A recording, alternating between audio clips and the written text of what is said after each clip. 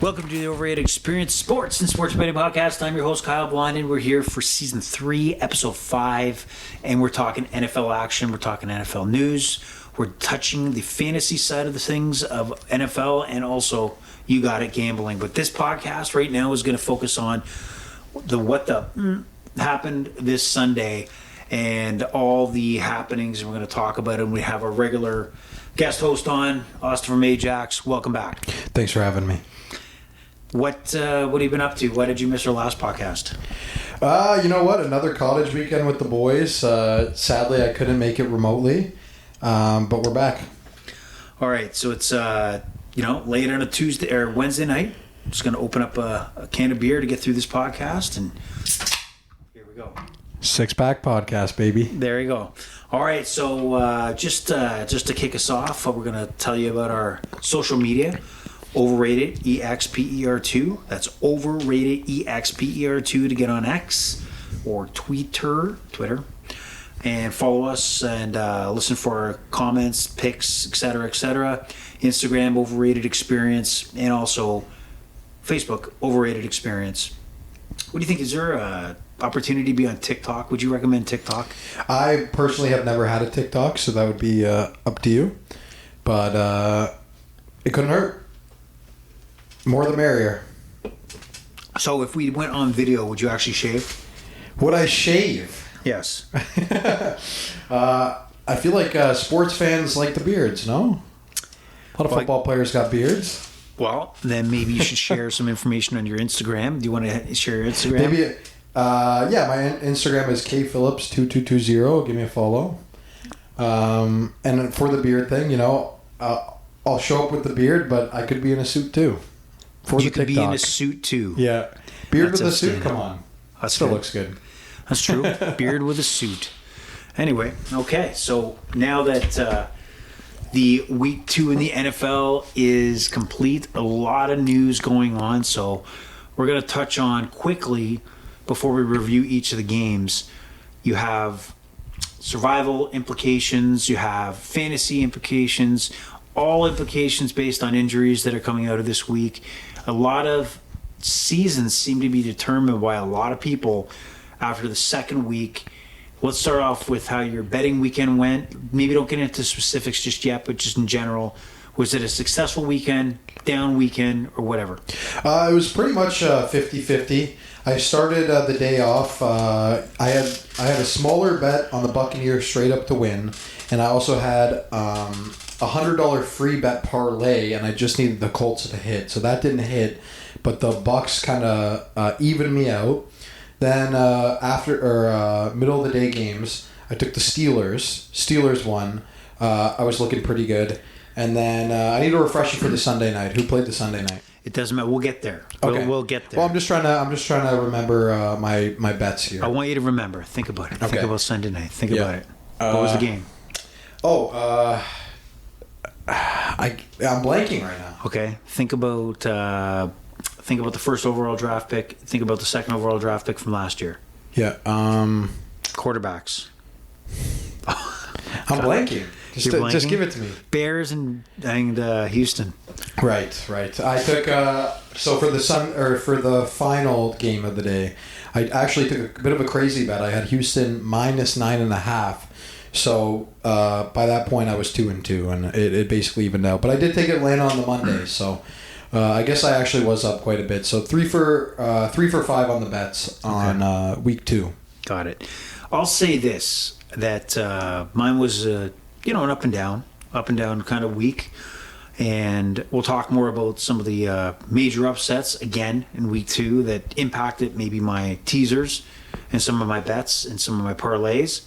But I'll tell you right now, it's weird how football works. So the Monday Nighter, if Saquon Barkley grabs that rollout for the first down and the Eagles ice that game, that's a $200 swing in my bank account. Mm-hmm. That's a $200 swing because a ball goes off his fingertips and hits the ground. And that's because I had the game What was the swing here? It was, oh my God, I'm drawing a blank now too. What are you talking about? No, The swing? no, the swing meaning that I was going from a loss to a win. Yeah. So the fact that he dropped the ball, I was able to get the over because I needed a field goal at least, or I needed a field goal, and that forced them to hit the field goal. Mm-hmm. Okay, and then we had Atlanta come down to the field, and then Kirk Cousins, I needed like 50 yards from him passing yards. And you got him. He got him because he wouldn't have been on the field. Like Yeah. it would have been like it would have been over. Yeah. Right. So that one little play in the NFL is absolutely critical to many dollars and cents that we bet. So just that stands out to me as a reference to my betting. So sorry, you're saying that you actually would've $200 swing in your favor? Yes, a $200 swing in my favor. So a loss turned into a win Wow. based on a ball off of fingertips of Barkley. So big swing there, and I'm happy about it this time. It's good when it actually works out in your favor. Oh yeah, Yeah. instead of getting It feels like too many times it's the other way I around. get beat down too many times unfairly and unjustifiably so. I still have nightmares about the Minneapolis Miracle. Yeah, well, let's not go back to that. It's too far back. Anyway, we're going to go into the recapping, and maybe we'll go through the recapping. But first, before we do that, what about your fantasy weekend? How do your how the league's going, and what kind of success did you have this weekend? Honestly, week 1 was a huge success. Week 2 was actually quite a disaster for me in fantasy football. I've already mentioned on this podcast I'm in 9 leagues this year, but in 3 of them I started Tua. And for him to go down in that game, scoring only, I believe, 7 or 8 points, if that, was a big struggle for me. But I got Baker in those lineup spots now, and I'm ready to go for week 3. All right, so let's look at the fantasy strategy going forward. Week 2 in that particular league, you've now, would you say, lost your quarterback, your starting quarterback? Do you have any faith that he'll make it back? So I wouldn't say that I lost my starting quarterback, just because in fantasy football I do not prioritize quarterbacks at all. So like I literally think on the waivers for quarterbacks, especially early in the season, maybe not later in the season, but you can really find that starter who's going to hold you down. So I wouldn't say I feel like I lost anything too serious. I maybe feel like I lost the equivalent of a 9th round pick, which can't be the make or break of you. But thoughts on Tua coming back? I do think he'll come back. I think he wants to be on the field. Nobody knows when Tua is going to come back, but if I'm taking a random guess, he will come back 4 weeks when he's eligible from the IR.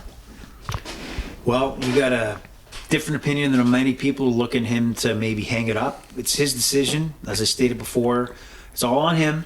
He's got to make the call. It's his career. He's got a short window of time to be successful, make the income as an NFL quarterback. Now, he does have the big contract and guarantee money locked in. So does he need to risk it getting out there? Because these are ugly concussions. They're not just concussions. These are ugly concussions that, oh my God, when he takes off out of the pocket and heads downfield, you just hold your breath that he doesn't get seriously injured and he can't, get up, let's say. So he's putting himself at risk. I don't think the Dolphins can't be thinking that he's our guy. It's just simply not going to happen. Yeah. I'm going to continue to say this. I think football teams go in cycles, and meaning that they've loaded up their roster with free agents, big contracts for a short period of time. And the hope was that the best quarterback they felt they had at the time was Tua.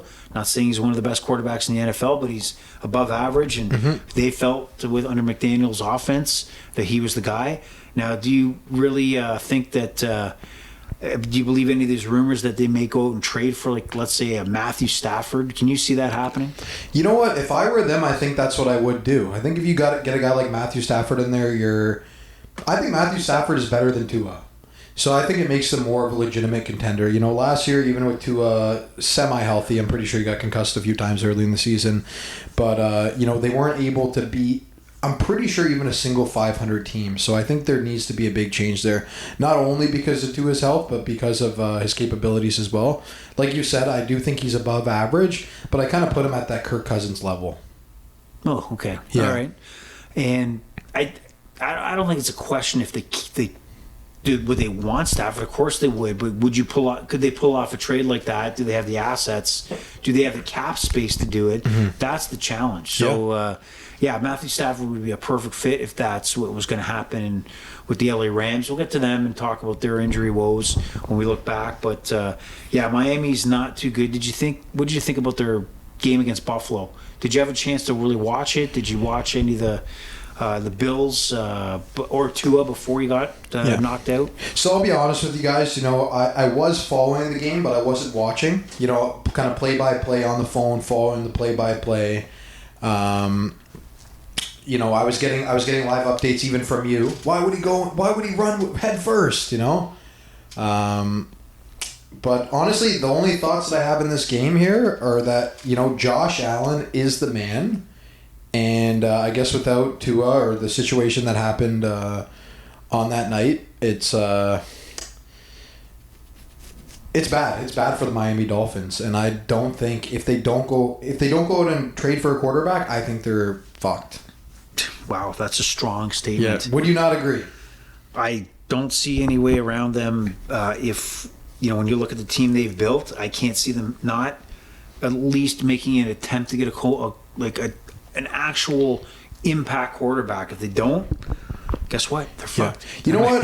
The question that I have in my head right now to ask you, if they go out and say get Stafford, are they better than the Buffalo Bills, even with Matthew Stafford? They could be, but are they? No. I wouldn't think so. So it's like, if that's the case, then why bother going out and doing it? For the chance? There is a chance that you're better, but I don't think it's a probability. I don't think if you're the LA Chargers who are 2-0, like if Herbert goes down, that you make a Matthew Stafford move. But I think if you're the Miami Dolphins, where you have a Matthew Stafford that just signed a kind of an extension, reworked his contract, and he's got a couple-year window, and Tua is... Because if they go for Stafford, that means Tua's done. He's done in Miami at least, if not done altogether. And I think you do make that move based on the roster you have. You can't avoid the contract you gave to Tyreek. Jalen Ramsey, just sign an extension. You have, Waddle coming up soon for a contract extension. They're all in now. So there's no debate. So they have to make something happen. Anyway, speaking of making things happen, how about them New Orleans Saints? They walk into Dallas, they spank the Dallas Cowboys, the frauds, 44-19, and even the Cowboys getting 19 points is flattering to them on the way they played. And let's just throw out some stats here. Derek Carr, 243 yards, 11 of 16, 2 passing touchdowns. Alvin Kamara, just a big day, 4 touchdowns, 115 yards on the ground, 65 yards in the air. Complete weapon. Saints look good. Are they real? Are the Cowboys what we've seen in this game, or is it just an off day? I got to give you credit. You did you pretty much called this with the Cowboys. You didn't necessarily say it was going to happen this week, but you said it was going to happen eventually. And it just happened to happen sooner than later, right? Yeah, and got that win with the lady from upstairs. So we both talked about the New Orleans Saints covering. Yeah. So they, beyond covered, crushed them. And I think what you're going to see here is panic in Dallas. There's going to always be panic week to week. I think New Orleans, though, are they for real? It's 2 weeks. And look for them potentially as we go, as we start looking towards the lines on Sunday, that Philadelphia looks like their stock's down based on the loss. And New Orleans is way up in everybody's power rankings, but maybe there's value, maybe they're overvalued, and maybe Dallas coming into this weekend against Baltimore, I'm not going to get too much into it, maybe undervalued and maybe a value pick playing at home. So interesting there. Dak Prescott, 293 yards. Obviously, them being down, he had to put the ball in the air. CeeDee Lamb had 90 yards, and that was 90 yards early, and they kind of went away from him. I think they wrote the game off and, really, put the foot on the brakes because they knew that game was done. So interesting development for the Saints on the road, and we go into an even more interesting development. Everybody's second week survival pick, at least their lock or the safe pick, was the Baltimore Ravens. And the Baltimore Ravens, can you believe it, are 0-2 to start the year? Yeah, maybe the Kansas City game was the game that we knew that they might not win, and no surprise, but nobody, and I mean nobody, thought that the Raiders would walk into Baltimore after their performance with the Chargers to knock off the Ravens at home, crushing the hopes of many survival pool players. Cincinnati was the bad guy in week 1, and Baltimore does it in week 2. Any thoughts on this game that stood out to you? Did you get to see any highlights, or were you just following the data stats? Yeah, I did definitely. I seen some highlights in this game. I seen Devontae Adams come up with some big catches. Him emotional on the sidelines with the way the game played out. And you know what? It took me out of my fantasy survival pool. I looked at that game and I thought it was easily the safest game of the week. Going into the season, I thought the Raiders had a chance to be an okay team. Decent wide receiver core. Minshew, I wouldn't say he's a good starter, but he's a good fill-in guy. So I thought maybe they could take a step up. But Raiders losing week 1, it was like, I don't, maybe we're wrong here. I can't remember what team they were going up against, but I know it was a weaker team. And I was very disappointed. They actually busted my parlay in week 1. And then to see them make that comeback on Baltimore was unbelievable.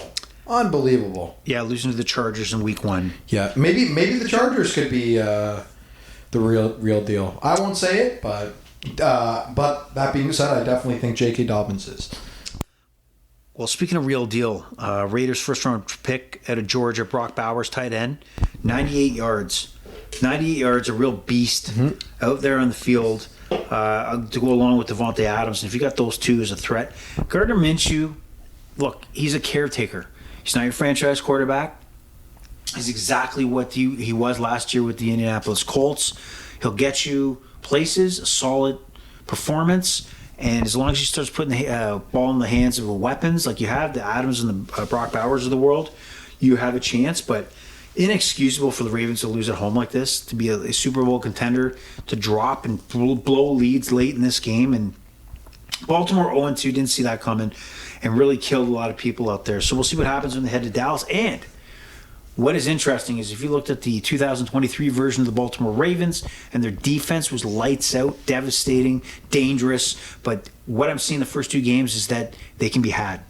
There's nothing dangerous about them at the moment.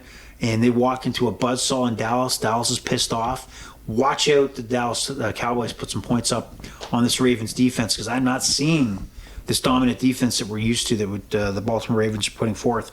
So interesting matchup there. Also from another game, I'm really not going to touch about this game. Any comments on the 21-18 victory, the Commanders over the Giants? Anything there? Maybe, Neighbors is looking like a Rookie of the Year candidate for sure. He's looking like he can be fantasy relevant even with Daniel Jones. But other than that, not too much to say at all, really. It's definitely one of the more boring games, so I wasn't really following it as much as some of the others, if I'm being honest as well. The one interesting thing I'll say about Washington is I don't know if you've seen it too, but I heard that the old logo of the Washington Redskins, the family of that guy, is actually coming out and saying that they want to beg the team to go back to the actual name of the Redskins. So we'll see what happens there. But other than that, on the actual game itself, not too much input. The odds of the Washington Commanders reverting back to the Washington Redskins, and there's people out there actually are, signing petitions and going on Twitter thinking it's a good idea. It's not going to fucking happen. It's not happening. Maybe not the Redskins, but if you could do a more respectable name with the old logo, I could see maybe that. The old logo is a guy with a red skin. How there's no way that's going to happen. It's just not going to happen. And no moron in owning a corporate team is going to think that's going to increase the value of a football team having a racial name. I think the idea is that they've already changed it. Let's move past. Let's move on. Maybe I don't disagree. I agree with Commanders as being the way to go. But how about the dude that bought the team for $5 billion? Yeah. Who cares about previous ownership? Don't sell the team then. Fair enough. That's your problem. So it's not going to happen. This is like the flat Earth people out there. Really, no, it's not flat. It's round. It's not happening. The Earth is not flat, and the Washington team is the Commanders, and that's not going to change. Yeah, I just thought it was an interesting story. The actual family of the guy in the logo was complaining. Yeah, it's a stupid story. I can't believe it's still alive. Anyway, I was gonna say the old name there. Thanks a lot.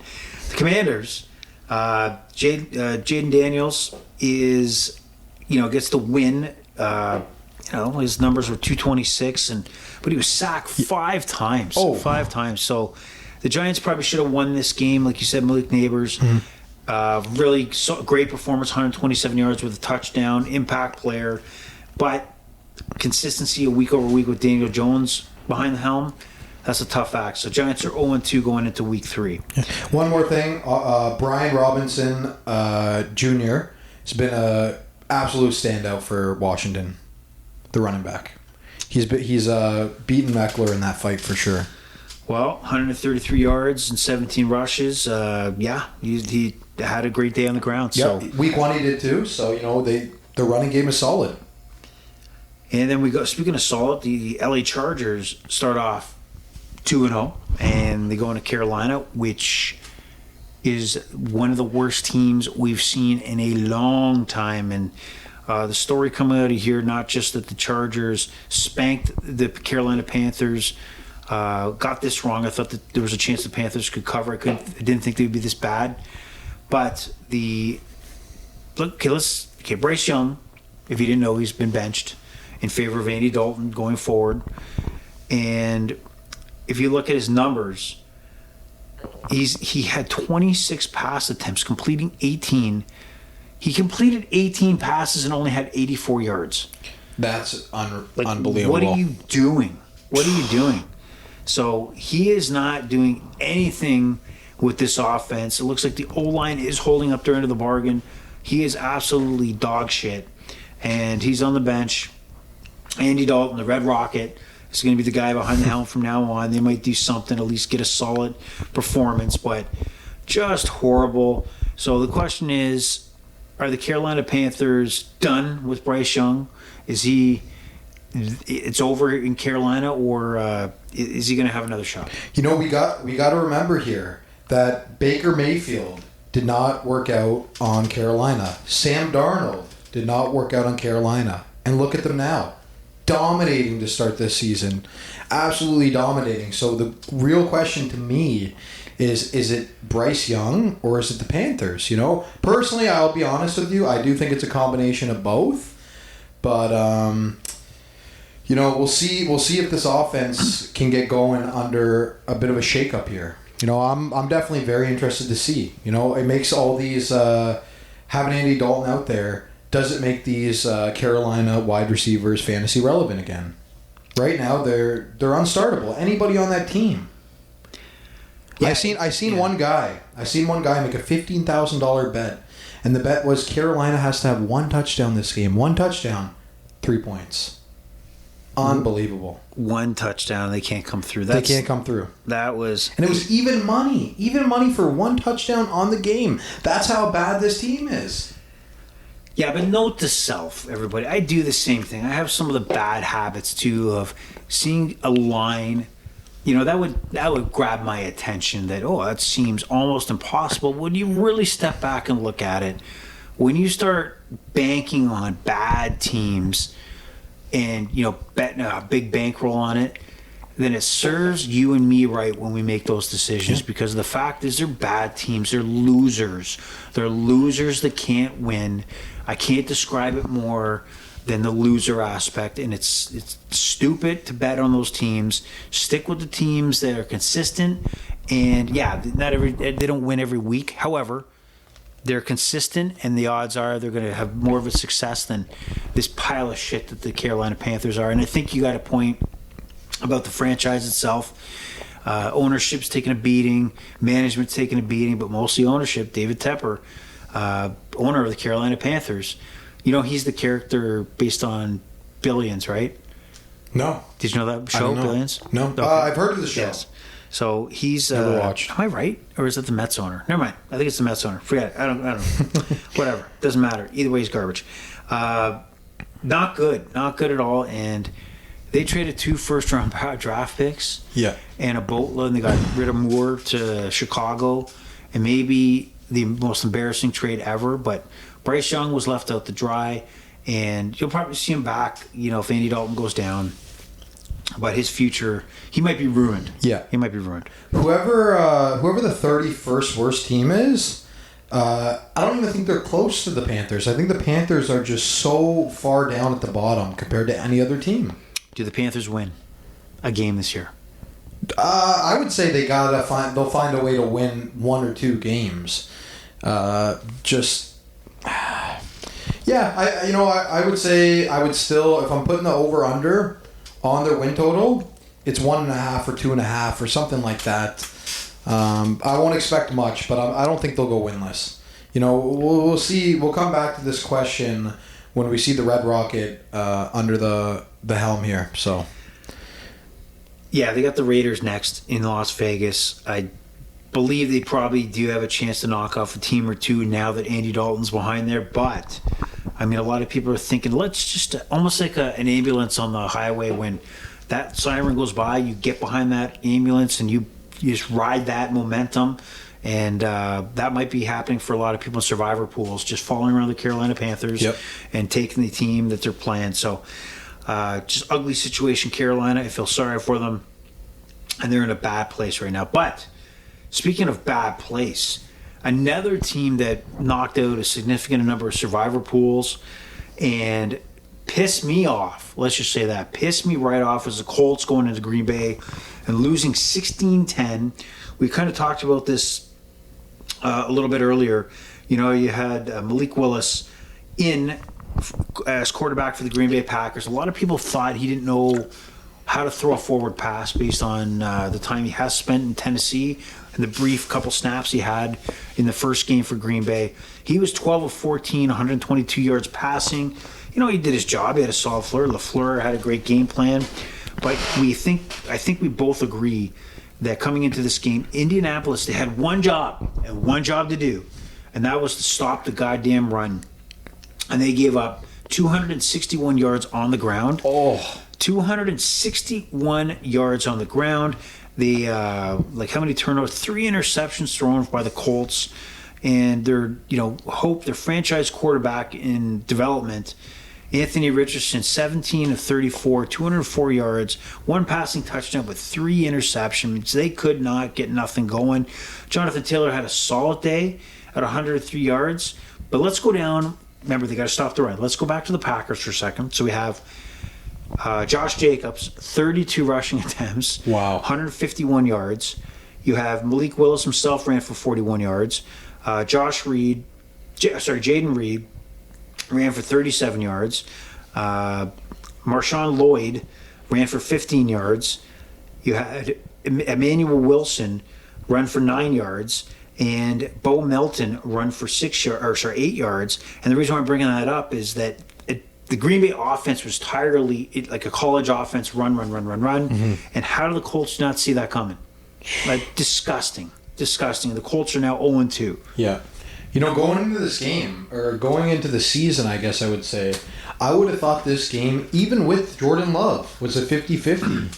But at least after this game, you can take away that if the Colts have that seems like such a weakness. You got to think they have one of the worst defensive lines in football if this is the case, Going into this game, I remember looking at the line and thinking, man, Jordan Love's out. Why are the Colts not a heavy favorite? Grant you, they were a favorite. I'm pretty sure we talked about it was 2.5 or 3 points, something like that. But man, I would have thought they were a 5 or 6 point favorite with Jordan Love being out, and I knew something was fishy. But I didn't think they'd get absolutely crushed like this. I expected more from the Colts. Yeah, and you made a good point that the line did flip earlier in the week, where obviously with Jordan Love, the Packers were the favorite at home, and then it was like an 8-point swing to the Colts, but it hung around mostly 2.5, which to me was a little strange based on the quarterback situation in Green Bay. But that goes to tell you that the guys making the lines and the guys putting them heavy money on, they got insight that we don't. They have insight to how practice is going, how maybe the Colts Richardson is playing, and the game plan like of LaFleur with the Packers. So don't get confused that us Joe Blows here are trying to do the best with the information we have on Twitter, and Instagram. But there's guys that are really digging deep into the analytics to really place their wagers. And I'll give you just a little. This reminds me of Billy Walters, the book I'm reading. Still need to finish it. I put it down, didn't pick it up again. Back in the day when the internet wasn't so prevalent, covered of the NFL, and one of the big resources that everybody uses is local sports reporters in the cities, because they have more insight in the comments and they analyze the team a lot more. So back in the day, Billy Walters would send guys or hire guys or tip guys that worked at the airport for all the tourists coming in that have the different types of papers, a flight from LA, flight from here and here, and he would go collect the papers so that he could see the local stories on each of the teams to find out a tidbit that may help him place a wager. That's how granular and that's how ridiculous, in a respectful way, that these guys dig in to find information. So something was there, something kept that line down, and it obviously worked. Packers win. I gotta assume, obviously I'm just talking out of my ass here, but I gotta assume that these guys seen the mismatch with the Green Bay's running game and the Colts defensive line. That had to have been it, right? It played out that way, but also what I believe too is that I think maybe the jury's still out, and obviously it is with under Anthony Richardson, quarterback of the Colts, because you know what? He's a highlight machine. He's going to either, bowl through three linebackers to get to the end zone. He's going to throw a ball 50 yards in the air. But I think it's the simple throws that he's not making and maybe struggling with, which is always a downfall for a quarterback to take that next leap. I will say this about Richardson. I think the longer his career goes on, if he can stay healthy, I do think he'll get better and better. If I'm not mistaken, before the NFL, he had 10 professional games or 10 games of football or something. I know that he was a really late bloomer when it came to playing football. So probably one of the I think the only reason he's here is because he's just an absolute freak of an athlete, right? But I think he'll be able to develop. I do believe in Richardson. That being said, after this game, I don't have my own power rankings right now, but if I did, the Colts would be shooting down the list. Well, you're going to see if Richardson develops, because I know defenses will take advantage of that lack of consistency with short passes and the passes the quarterback should make. So we'll see what happens. Now, here's a interesting development, and that was the San Francisco 49ers going to Minnesota. They lose 23-17. Minnesota pretty much had this game in control for a lengthy period of time in this game. San Francisco was pretty much chasing. 23-17 maybe more flattering. San Francisco tried to make a late run. But Sam Darnold, again, 268 yards, 2 touchdowns passing, 1 interception, 3 sacks. What maybe the most impressive was to Justin Jefferson. It was a 97-yard touchdown bomb. And if Kevin O'Connell, coach of the Minnesota Vikings, he is a good offensive mind. So this is why, out of all the teams in the NFL, he's one of the few coaches that can work with maybe not superstar quarterbacks and get results. And if you got a guy like Justin Jefferson, the results are usually there when you put the ball in the air in his direction. He finished with 133 yards on 4 receptions. Had a big day. And from the 49 perspective, Brock Purdy over 319 yards, obviously chasing with 1 passing touchdown. Jordan Mason had a big day as well. He had 100 yards on the ground.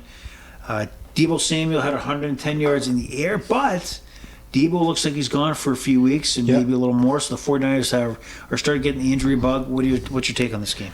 Well, I just one big thing to mention as well. I'm pretty sure Jefferson did get carted off the field or needed help off the field in this game. That being said, the Monday, he did say he's feeling good. We don't really know if he's going to play. I think odds say he's going to play, but it's not a sure thing right now. So 2 key injuries here. But wow, going into this year, I thought that Minnesota had one of the worst off seasons of all time, just in the sense of injuries. Their starting quarterback, McCarthy. He was supposed to be their starter, and then he's out for the season. And then all of a sudden, Sam Darnold takes this opportunity, and now they're 2-0. It's unbelievable, But the Vikings have these weapons. Dobbs stepped in last year and made this team look good. So maybe they just need a competent guy here.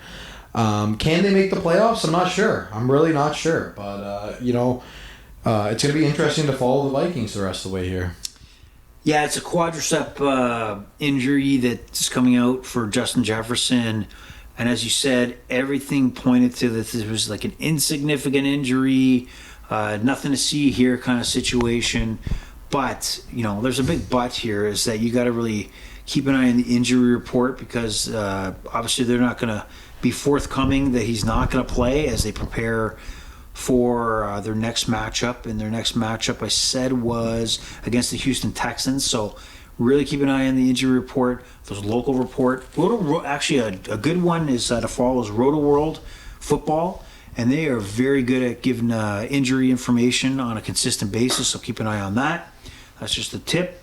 So the Minnesota Vikings, are they for real? Are the Minnesota Vikings for real? If I'm forced to choose an answer, I guess honestly I would say no. Ooh.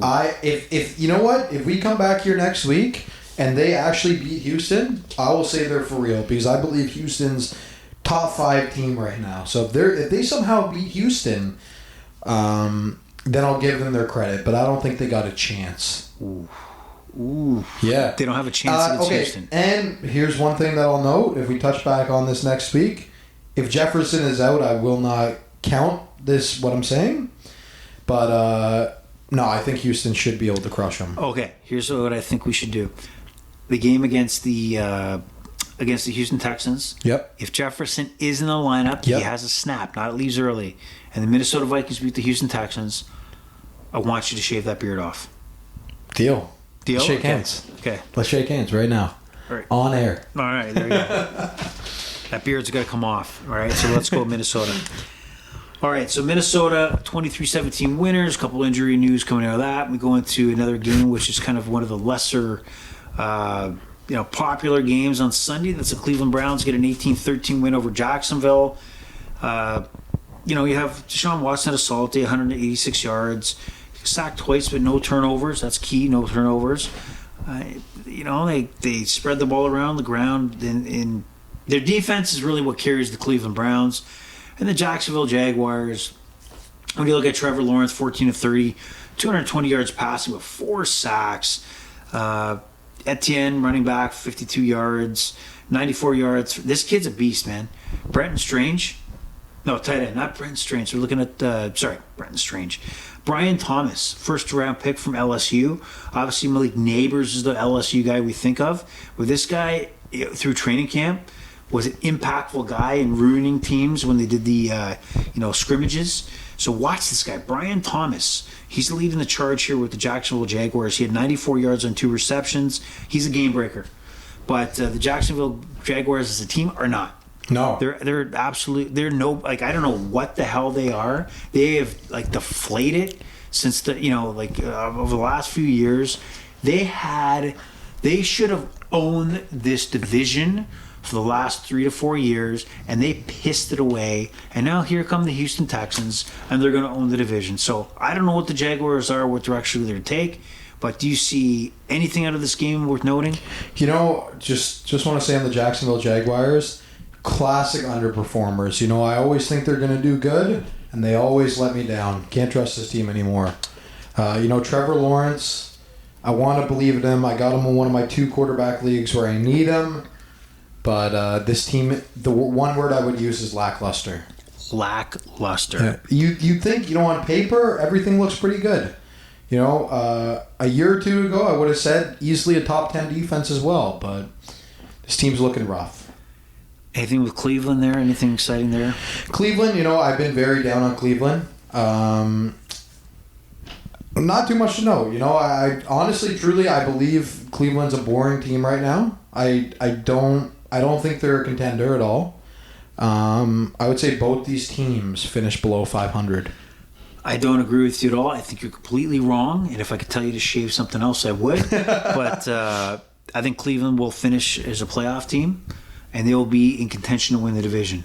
I think Wow. Stefanski, their coach, is one of the top tier coaches and will adjust, and their defense is a top 5 defense that I'll think cause some damage going forward. I'll give you the defense. The Browns still got a good defense. I just think, they got a bottom 10 offense, and I think they're limited.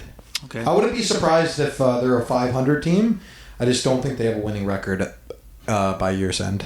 All right. Well, speaking of a team with a winning record, the Seattle Seahawks go 2-0 over the New England Patriots, who fall to 1-1. This game went to overtime, 23-20, the Seahawks.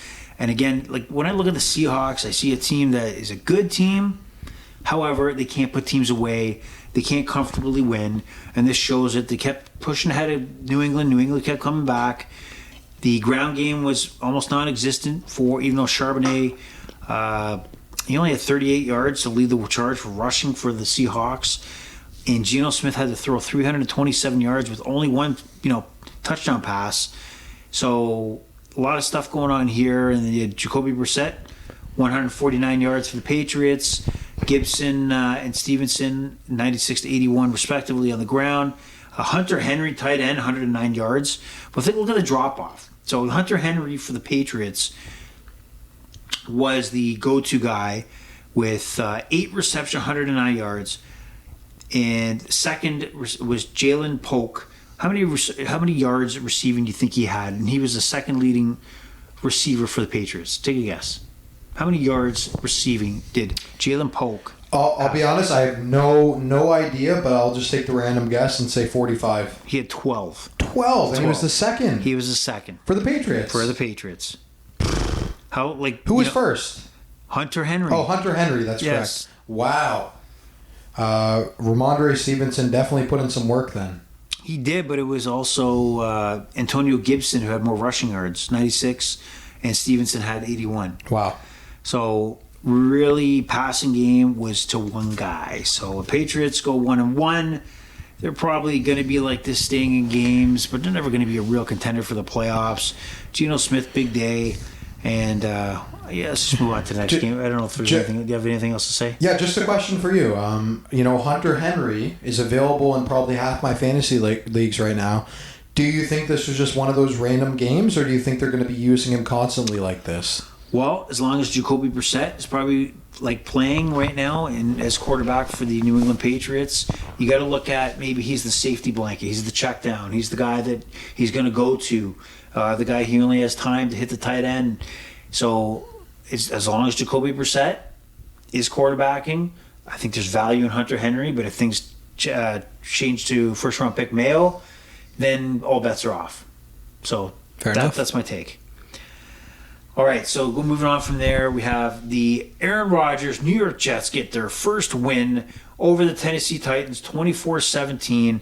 I had a chance to watch this game, and honestly, I think Rodgers looks good. He had 176 yards, 2 passing touchdowns. But if you watch the way the Jets are, I feel the weapons around him are almost like warming up. Mm-hmm. The Breece Halls of the world, he only had 62 yards rushing, and the Garrett Wilson, 57 yards receiving.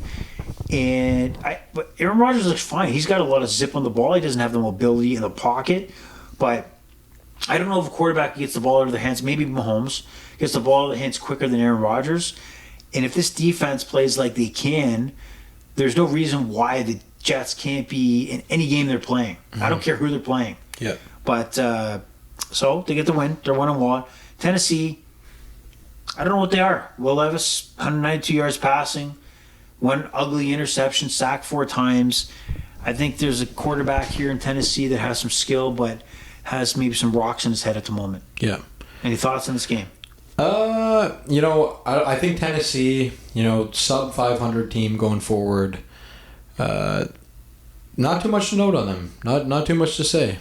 Tony Pollard and Spears. That's an okay running back tandem, but I don't have much to say. Do you have anything to say? No. Nope. Jets, Jets. Yeah, with the Jets, I'm excited. I'm getting ahead of myself here, but I'm excited to see if they can come out and dominate the Patriots in Week 3. I want to see this team be good. I have an Aaron Rodgers jersey. I do believe in him. I want to see him get the job done. I want to see him make the playoffs. I honestly, outside of football, I know a lot of people look at Aaron Rodgers as a big douchebag. Yeah. As a football player, I love watching him play. Yeah. A guy who can throw a ball like a shortstop with that much zip, I could watch all day. Yeah. So I do like seeing him being successful and zipping the ball in there. And, I'll cheer for him because that's what I know. For me, I've always looked at Aaron Rodgers like, people used to say Aaron Rodgers, Brady. That's not a debate. Brady's the guy. But I want to believe that Aaron Rodgers is the quarterback that's going to get more than one Super Bowl. I want to believe.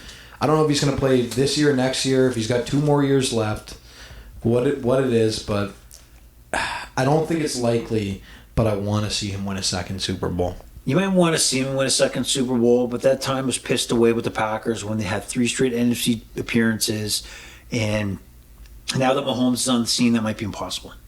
It might be impossible. It's not, and he's got to go through Kansas City for it, so, and he's got a short window of time. I'm going to look for some just good moments, happy moments, and my expectations are not going to be that high. If they're going to beat Mahomes, that team has to heat up real fast. Yes, they do. And do they have the weapons to do it in a one-game setting? Why not? Why not? Nobody is unbeatable, especially the Detroit Lions. This was a play that I know you loved. The Tampa Bay Buccaneers not only covered, they outright won 20-16. And some notable performances. Baker Mayfield, 185 yards passing, 1 touchdown, but he also had a rushing touchdown, a 12-yard rushing touchdown. He is building more and more credibility every game he plays for the Tampa Bay Buccaneers. And this team hopefully is getting the respect I think we talked about earlier in the year. And to go into Detroit and handle the Lions, because they were pretty much in control of this game, is an impressive feat. What do you think? Going into this game, I wouldn't have necessarily said that the Bucs were the better team, but to look at that line and see that the Bucs were 4-1. 4-1 underdog. I couldn't believe what I was seeing. The Bucs are easily the most disrespected team in the NFL. We said it going into the year. We're all in on them winning the division, me and you. Mm-hmm. It's looking great to start the year. They're 2-0. Baker Mayfield is looking like the second coming of, I don't know, Brady. Like, this guy's just looking unreal.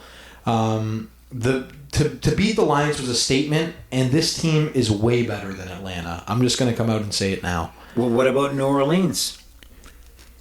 They're better than New Orleans. They're better. What about New Carolina? Orleans? Yeah. Okay. Oh, yeah.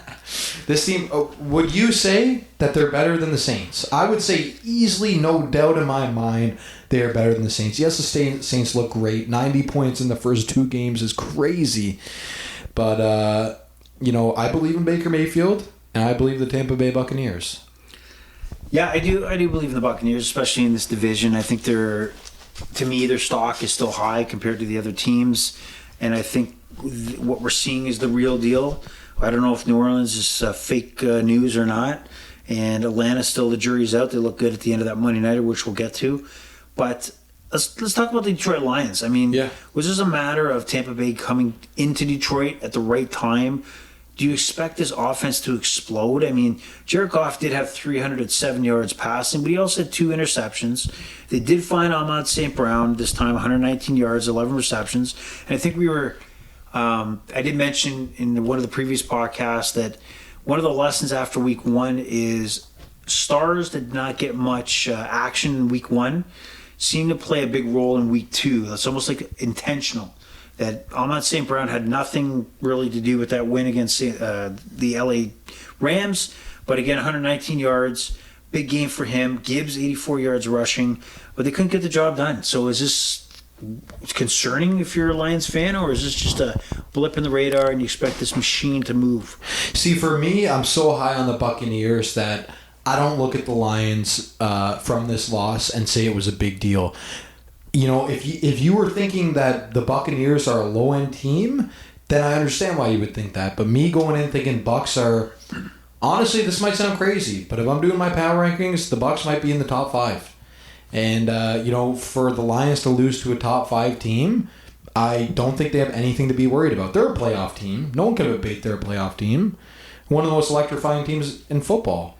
I just think it speaks more on the Buccaneers than it does on the Lions here. Right. And did you ever hear that? You know, a Buccaneer is a pirate, right? Yeah. Okay. Of course. So you hear that joke before where the kid comes to the door, he's dressed as a pirate, and the lady's saying, "Hey, look at the pirate," and "Hey, where are your ears?" "It's under my bucking hat." Okay. No, never heard that. Should I edit that out? No, I'm just kidding. All right. Swing and a miss. Speaking of a swing and a miss, the LA Rams walked in without Puka Nacua and then walked out with both Puka Nacua and Cooper Kupp out and done, and they get crushed by the Arizona Cardinals. I watched this. This was one-way traffic, and that was the Arizona, Cardinals destroying the LA Rams. 266 yards for Kyler Murray, 3 touchdown passes, but more importantly, some standout performances from Marvin Harrison Jr., 130 yards, 2 touchdowns, big explosive plays that you expect from a potentially generational wide receiver. That's the expectation. And after a nothing performance in Buffalo, James Conner, again surprising, as after being in Pittsburgh, being kind of like it's a good back, but he was not necessarily the star back we want. He's just consistently producing in Arizona. 123 yards, 1 touchdown. And the Rams, well, Stafford was backpedaling, sacked 5 times. Nothing going for the Rams. What are your thoughts? Is Arizona's offense for real? I would say 100% Arizona's offense is for real. I don't know about their defense right now, and I think that limits them. But Kyler Murray and the boys are getting the job done. And, on the Rams side here, I think the biggest question, the injury on Cooper Kupp is kind of like undisclosed right now. But I think the consensus is, he's going to miss over 5 weeks. People think that he's in a tough spot. We don't know. Some people are saying he broke his Achilles, I don't know. So if you're Rams management, you're Sean McVay, you're looking at a team that's got their 2-star receivers down, you got an aging quarterback in a division with the 49ers and Seahawks, and you're 0-2. And let's see, the next week, what do the Rams got? The Rams got the 49ers next week. Let's say they go in and lose against the 49ers. Do you start thinking fire sale? You know what I'm going to say? They're going to lose to the 49ers. And I would say fire sale, baby. Fire sale. Yeah. Oh. Why they, this team sold out so they could win that Super Bowl, and that's what they did, and it's time for rebuild mode. You gave it a shot this year. Your 2 best offensive weapons are gone. Your 2 best offensive weapons are gone. Like you said, it's an aging quarterback. Trade him to the Miami Dolphins. Get some picks. Tank the season. Get a high pick. This team is done. So you're saying you can't go back and rekindle the love. You already had your win with the Super Bowl, and you just can't relive that magic with the team you got? I don't think so. I mean, what?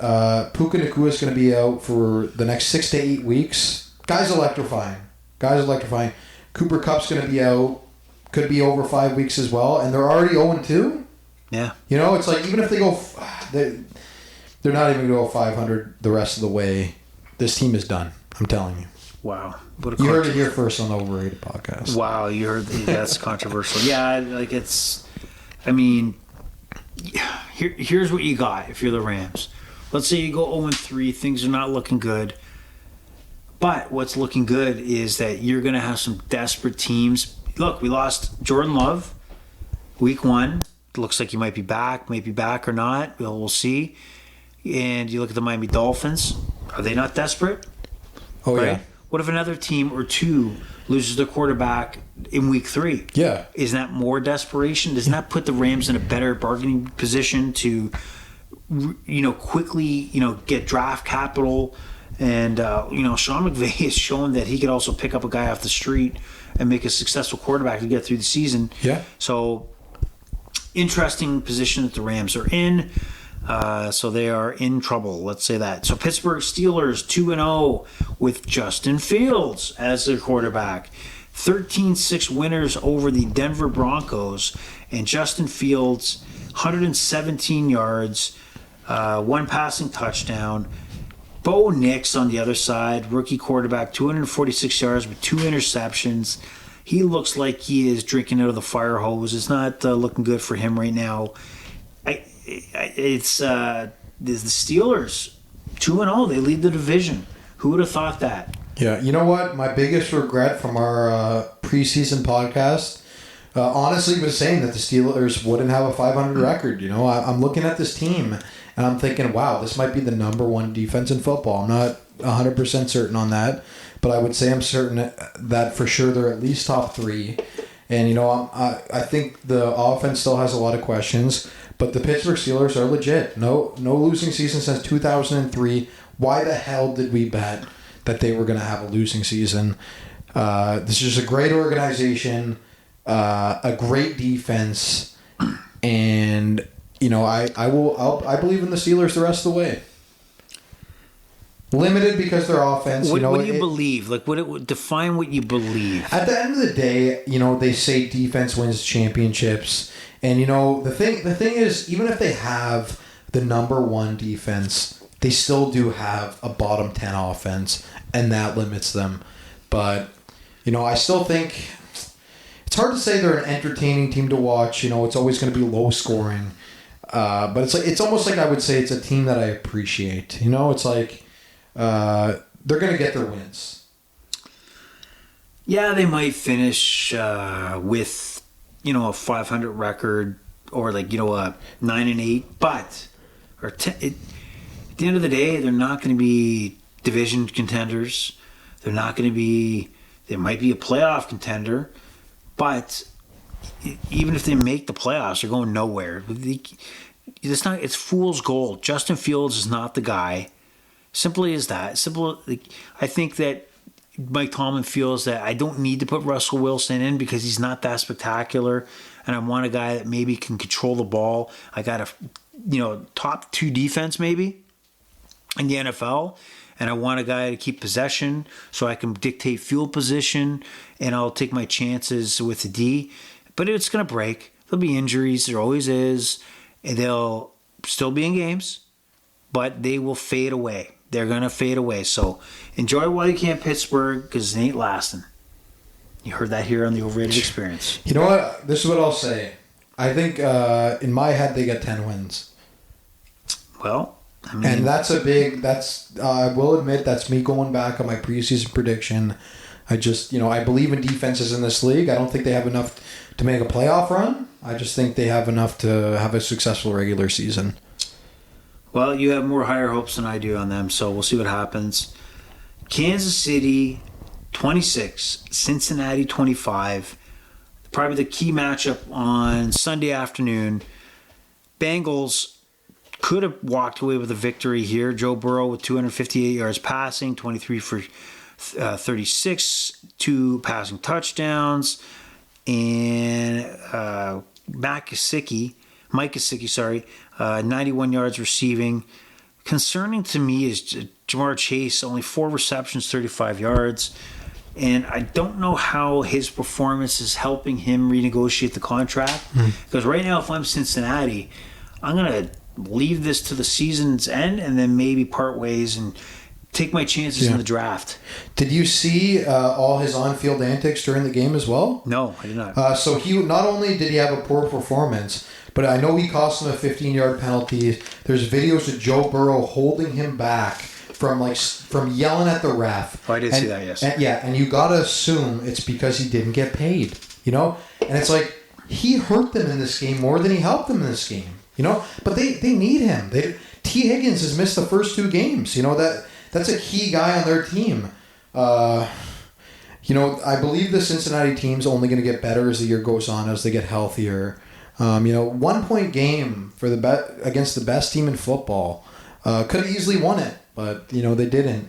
You know, honestly, Jamar Chase might have cost them this game. Here's what I'll say about this, is that for Jamar Chase, he's got to do what he's got to do to get paid, and no question about it. However, the sticking point here would be The Bengals have leverage at the moment because they don't have to pay you under contract. And if you don't have a successful season and dominate, you're not going to get the dollars. They'll look to the draft. And I don't think somebody's going to pay you the money you want because you're not having that Jamar Chase expected type season. But on the flip side, if I'm a Cincinnati Bengals fan, I'd be very concerned because the T. Higgins thing is also thought to be a contractual issue, not necessarily I'm hurt, but more of a contract. I'm going to be a free agent, so maybe I won't give it at all and hurt myself and risk playing. That's a franchise that's messed up and should have taken care of business one way or another. My understanding of the reputation is they're cheap, and you have a window of time with a Joe Burrow. Yeah. A window of time with a franchise quarterback, and you're going to piss it away because you can't manage the stars you put around him. That's your fault, and that's a shame if you're a Cincinnati Bengals fan. You know what else I want to mention is we were just talking about how Rodgers, he doesn't have enough what it takes to beat Mahomes. But Joe Burrow has shown that in the right situation, he's one of the few players that actually can beat Mahomes. They got to the Super Bowl by getting past Mahomes. But this team's screwing around here. This team is screwing around. I'll be honest with you. I did not know that T. Higgins had anything to do with contract. I thought it was just a legitimate injury. But to hear that, it's just honestly tragic for Joe Burrow. It's tragic for Joe Burrow, tragic for Cincinnati Bengal fans because if you don't have the right management and ownership, it's hard to be a consistent Super Bowl contender. And right now, honestly, they're pissing it away. So what I'll also say? Sorry to cut you off there. Joe Mixon leaves this team to go to the Houston Texans, and now he's looking like a top 10 running back too. I guess they didn't want to pay him as well. Who are they going to pay? I don't know. But, and that being said, I understand Joe Mixon never had the greatest career on Cincinnati, but it's like if you're going to let your running back go, then at least make an effort to keep your wide receivers. These guys, T. Higgins and Jamar Chase are very talented guys, easily an above average receiving core. Easily top 10. The Minnesota Vikings avoided a long contractual issue with Justin Jefferson. Even the Cowboys re-signed at least CeeDee Lamb before the season and took care of it. Even though it was a lengthy issue, they signed Prescott, so they lose that story. It's not a narrative going through the season. But the Cincinnati Bengals, they should be successful, but maybe they're also a loser management. On the field, they got winners, but losers off the field. So we'll see what happens there. But, Bengals could have this game. They were the better team in the majority of this game. Big penalty at the end there that a little controversial, but the Chiefs pull it out again. This is what I want to say. You have to pay these guys because as crazy as it sounds, these guys are putting their lives on the line. That's a lot. No. Listen, maybe not. I'm not saying they're going to die on the field. But the head hits that they're taking to the head, they're losing years of their life. That is their life that they're putting on the line. Oh, I agree. The fact is that let's get smart here. You got to lock in that guarantee money because they'll throw you out like trash as soon as you decline in performance and or you can't perform. So, of course, the NFL is the coldest sport you can without guarantee contracts. Very, very cold. Indeed. And then we have the last game of the evening on Sunday, which was a 19-13 win, the Houston Texans over the Chicago Bears. And the Chicago Bears right now just can't get right in offense. Caleb Williams is, learning on the ropes, learning on the fly, 174 yards, picked off twice, sacked 7 times, right? Just not in sync and maybe trying to play his college game where he can keep plays alive. Not in the NFL. It's not going to happen, so we'll see what happens there. Nothing really impressive on the Bears side for numbers. C.J. Stroud had a nice game, 260 yards, 1 passing touchdown. Receiving, Nico Collins, he's got an injury, hip, but he did come up with 135 yards with a completed touchdown. So if the Houston Texans are without Nico Collins for a lengthy period of time, how much do you think that impacts their performance going forward? I think it impacts them to an extent, but to have Stephon Diggs and Tank Dell still there when your top guy goes down, I think they will be okay. It's a hit, but it's not a massive hit. If I'm making the lines on any given week, that's probably going to equate to like a point or a point and a half difference. I think they're good. This team's got depth. This team can survive. If I was the manager and it was kind of like, he can play but he won't be 100%, I'd say, hey, take the week off, get to 100%.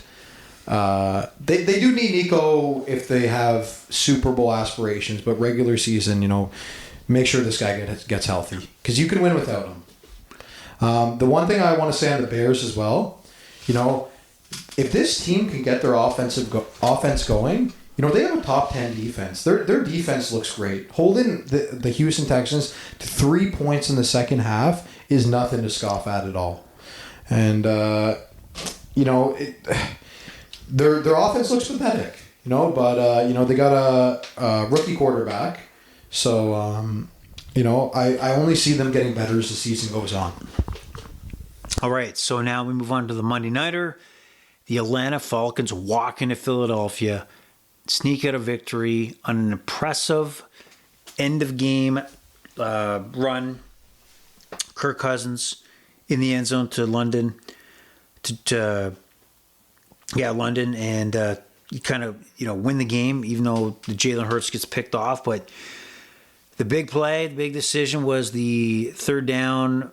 Could have run the clock out, kicked the field goal, or whatever, keep the clock going. Decided to pass, and Barkley drops it after having an impressive game. Barkley had 95 yards in the ground. He had 21 yards receiving. Jalen Hurts, actually, if you watch this game, looked very good taking off the ball. So that's where the danger is. Both you got the Barkley and Hurts double combo there. Kirk Cousins did hit 241 yards, 2 passing touchdowns. A lot of questions were answered about his arm strength. He had a good zip on the ball. Robinson looked good. Bijan, 97 yards rushing, powerful. And, the Falcons looked pretty good, especially in the second half. Steal a victory in Philadelphia. What stood out to you in this one? What stood out to me, was obviously the big Barkley drop. I won't deny that Atlanta's a decent team. But, if Barkley catches this ball that he catches 95 out of 100 times, if not more, the Eagles win this game. And so, I'd say it's more the Eagles lost this game than Atlanta won this game. That being said, I'm interested to see where the Atlanta Falcons season goes. Obviously, they're not winning the division because the Buccaneers are in the division. Whoa. But, I do think they're an entertaining team, and I'm excited to watch. Excited to watch. They got the Chiefs next week at home on the Sunday Nighter, so that might be a little damper in their ability to get ahead of the 500 mark. They might drop back to 1-2 with the Chiefs coming into town. Now, just a quick early look to the Week 3 lines. Anything standing out to you as value plays or survivor picks at the moment? I'll be honest with you. I haven't looked ahead yet, so I would have to say no. Sadly. Well, that doesn't help me. You know what? The only thing I can say is Jets, Patriots. Obviously, that's tomorrow night, so I have looked ahead at that. I've been just focused on looking at that game, and I got to assume that Jets beat the Patriots by more than 6. If the Patriots keep this game within 6.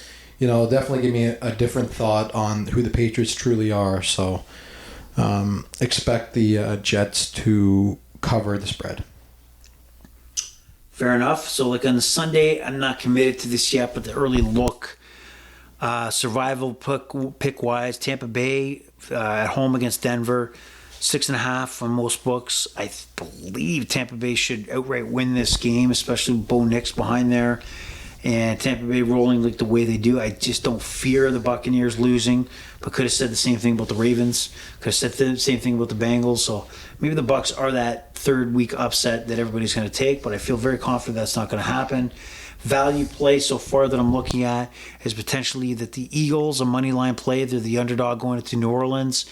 Tell me you can't see the Philadelphia Eagles walk into New Orleans, take the victory. that could happen. So there might be value there. So that stands to me early, but the overrated experience will be back later this week to talk about the Sunday action and Monday night action. Just a reminder that there's 2 games. You have the Jacksonville Jaguars in Buffalo starting at 7:30, and the Washington Commanders taking on the Bengals at 8:15 p.m. So 2 Monday nighters, double the fun. Any last thoughts from you, Austin, from Ajax? No last thoughts for me. That's it? Nothing more? Nothing, no commentary? No. I think we've said all we've had to say. All right, then that being said, the pleasure's all been yours. The overrated experience is over and out. Awesome from Ajax. Out. Okay. Bye-bye.